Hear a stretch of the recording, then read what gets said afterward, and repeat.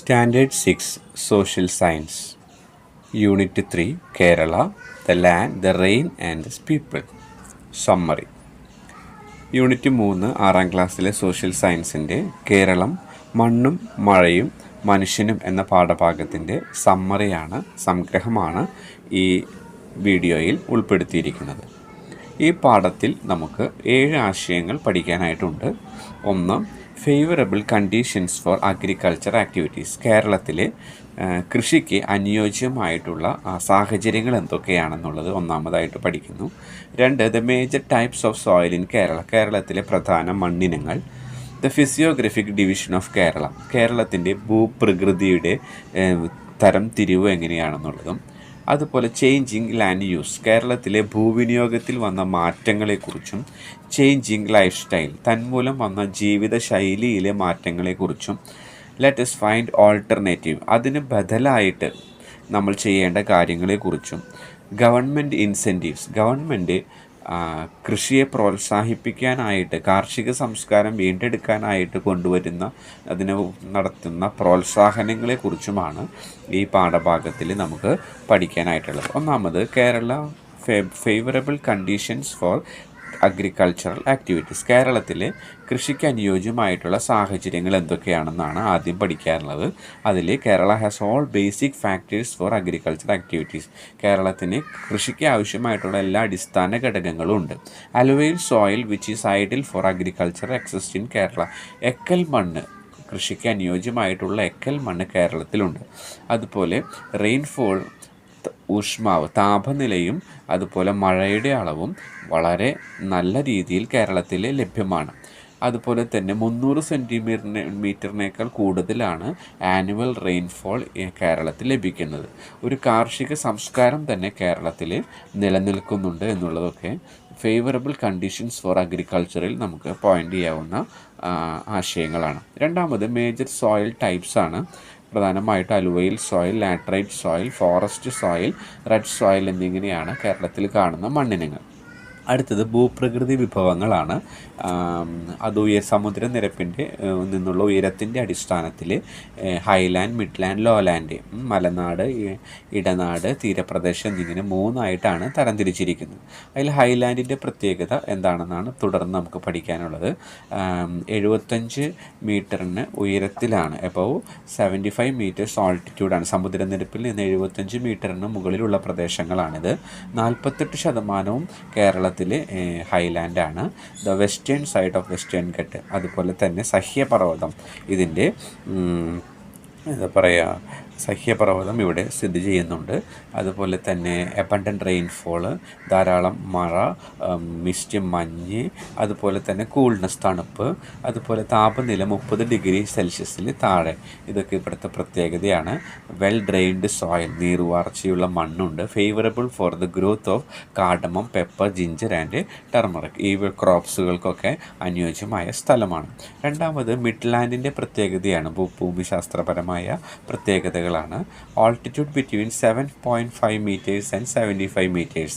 75 മീറ്ററിനും 7.5 മീറ്ററിനും ഇടയിലുള്ള പ്രദേശമാണ്. അതായത് ലോലാൻഡിനും ഹൈലാൻഡിനും ഇടയിലുള്ള പ്രദേശമാണിത്.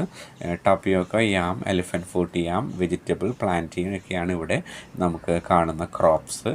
അബണ്ടൻ്റ് റെയിൻസ് ഇവിടെയുണ്ട്. അലുവൈൽ സോയിലും ലാറ്ററൈറ്റ് സോയിലാണ് പ്രധാനപ്പെട്ട സോയിൽസ്. അതുപോലെ തന്നെ favourable for the growth of food crops, vegetable, tubers, idle four rubber cultivation. അപ്പോൾ ക്യാഷ് ക്രോപ്സിനും അതുപോലെ തന്നെ ഫുഡ് ക്രോപ്സിനും അല്ലെങ്കിൽ കൊമേഴ്ഷ്യൽ ക്രോപ്സിനും ഫുഡ് ക്രോപ്സിനും ഒക്കെ ഫേവറബിൾ ആണ് മിഡ്ലാൻഡ്. ഇതാണ് ഇവിടെ പഠിക്കാനുള്ളത്. അടുത്തതായിട്ട് ലോലാൻഡിനെ കുറിച്ചാണ് പഠിക്കുന്നത്. Lowland 75 metre of altitude, below 75 metres of ആൾട്ടിറ്റ്യൂഡാണ് ലോലാൻഡ് സ്ഥിതി ചെയ്യുന്നത്. Huge deposits of alluvial soil അവിടെയുണ്ട്. Saline soil in the coastal structures ഉണ്ട്. അതായത് ഉപ്പുരസമുള്ള എക്കൽ മണ്ണാണ് കോസ്റ്റൽ തീരപ്രദേശങ്ങളിലുള്ളത്. മെയിൻ ക്രോപ്സ് കോക്കനട്ട് ആൻഡ് പാഡിയാണ്. ഡൈവേഴ്സ്ലി പോപ്പുലേറ്റഡ് റീജിയനാണ്. ഈ കൃഷി ചെയ്യുന്ന സ്ഥലങ്ങളിലൊക്കെ ജനങ്ങൾ അധിവസിക്കുന്നുണ്ട് എന്നുള്ളതാണ് എന്നുള്ളതാണ് അവിടുത്തെ പ്രത്യേകതകളിൽ ചിലതായിട്ട് പറയാനുള്ളത്. അടുത്തത് traditional crops in Kerala coconut, rice, ടപ്പിയോക്കയാണ്. ക്യാഷ് ക്രോപ്സ് എന്ന് പറയുന്നത് കോഫി, പെപ്പർ, കാഷ്നട്ടാണ്. അതുപോലെ തന്നെ കൊമേർഷ്യൽ ക്രോപ്സ് ഉണ്ട്, അതാണ് റബ്ബർ എന്ന് പറയുന്നത്. അടുത്തത് പഠിക്കാനുള്ളത് ചേഞ്ചിങ് ലാൻഡ് യൂസ് ആണ്. അപ്പോൾ ഇത്രയ്ക്കും ഫേവറബിൾ ആയിട്ടുള്ള അഗ്രികൾച്ചറിന് ഫേവറബിൾ ആയിട്ടുള്ള ഒരു സ്ഥിതിവിശേഷം കേരളത്തിലുണ്ടെങ്കിലും ഇപ്പോൾ ഭൂമിയിലുള്ള വിനിയോഗത്തിൽ മാറ്റങ്ങൾ വരുന്നതായിട്ട് കാണുന്നു. എന്തൊക്കെയാണെന്നാണ് അടുത്തതായിട്ട് നമുക്ക് പഠിക്കാനുള്ളത്. അതായത് ponds and paddy fields are filled with soils, അതായത് കുളങ്ങളും വയലുകളും മണ്ണിട്ട് നികത്തുന്നു. Farm lands are used for business purpose, കൃഷിയിടങ്ങൾ വാണിജ്യ ആവശ്യങ്ങൾക്കായിട്ട് ഉപയോഗിക്കുന്നു. ലെവലിംഗ് ഓഫ് ഹിൽസ്, കുന്നിടിക്കുന്നു. അതുപോലെ unscientific cultivation in hill slopes, കുന്നിൻ ചെരുവുകളിൽ അശാസ്ത്രീയമായിട്ട് കൃഷി ചെയ്യുന്നു. ഡിഫോറസ്റ്റേഷൻ, വനനശീകരണം. ലാർജ് സ്കെയിൽ മൈനിങ്, വൻതോതിലുള്ള ഖനനം. ഇതൊക്കെ ലാൻഡ് യൂസിൽ വളരെയധികം മാറ്റങ്ങൾ കേരളത്തിൽ വരുത്തിയിട്ടുണ്ട് എന്നുള്ളതാണ് നമ്മൾ പഠിക്കുന്നത്. അടുത്തത് ചേഞ്ചിങ് ലാൻഡ് യൂസിൽ പിന്നീട് പഠിക്കാനായിട്ടുള്ളത് shift to other profitable jobs, കൃഷി വിട്ട് മറ്റ് ലാഭകരമായ തൊഴിലുകളിലേക്ക് ജനങ്ങൾ പോകുന്നതും. അതുപോലെ തന്നെ നോൺ അവൈലബിലിറ്റി ഓഫ് ക്വാളിറ്റി സീഡ്സിൻ്റെ ലഭ്യത കുറവും. വാട്ടർ ബോഡീസ് ബിക്കം ലെസ്, ജലലഭ്യത കുറയുന്നതും. അൺഎംപ്ലോയ്മെൻറ്റ് ഇൻ അഗ്രികൾച്ചറൽ സെക്ടർ, കൃഷി മേഖലയിലുള്ള തൊഴിലില്ലായ്മയൊക്കെ ചേഞ്ചിങ് ലാൻഡ് യൂസിന് ഒരു കാരണമായിട്ട് കണ്ടെത്താനായിട്ട് സാധിക്കും. അപ്പോൾ അതിൻ്റെ ഫലമായിട്ട് ചേഞ്ചിങ് ലൈഫ് സ്റ്റൈൽ, ജീവിതശൈലി തന്നെ മാറാനിടയായിട്ട് തീരുന്നു. People have no interest in cultivation, ജനങ്ങൾക്ക് കൃഷിക്ക് യാതൊരു തരത്തിലുള്ള താല്പര്യവുമില്ല. പിന്നെ പ്രോഫിറ്റ് മാത്രമാണ് കൃഷി ചെയ്യുന്നവരിൽ പ്രധാനമായിട്ട് ഉന്നം വയ്ക്കുന്നത്. പ്രോഫിറ്റ് കുറവാകുമ്പോൾ കൃഷി ഉപേക്ഷിക്കുന്ന ഒരു പ്രവണത, അതുപോലെ തന്നെ ഹാർഡ് വർക്ക് ചെയ്യാനായിട്ടുള്ള വിമുഖത, അതിൻ്റെ ഫലമായിട്ട് ലൈഫ് സ്റ്റൈൽ ഡിസീസസുകൾ വരുന്നു. പിന്നെ ഫാസ്റ്റ് ഫുഡ് കൾച്ചർ ഒരു ശീലമായിട്ട് മാറുന്നു. ഇതൊക്കെയാണ് ചേഞ്ചിങ് ലൈഫ് സ്റ്റൈലിൽ നമുക്ക് ഓർക്കാനായിട്ടുള്ളത്. അപ്പോൾ അടുത്തതായിട്ട് നമുക്ക് പഠിക്കാനുള്ളത് ലെറ്റസ് ഫൈൻഡ് ഓൾട്ടർനേറ്റീവ്. ഇങ്ങനെ ഒരു കാർഷിക സംസ്കാരം നിലനിന്നിരുന്ന കേരളത്തിൽ ഇപ്പോൾ അത് ഇല്ലാതെ പോയിരിക്കുന്നു. അത് നമ്മൾ വീണ്ടെടുക്കേണ്ടതായിട്ടുണ്ട്.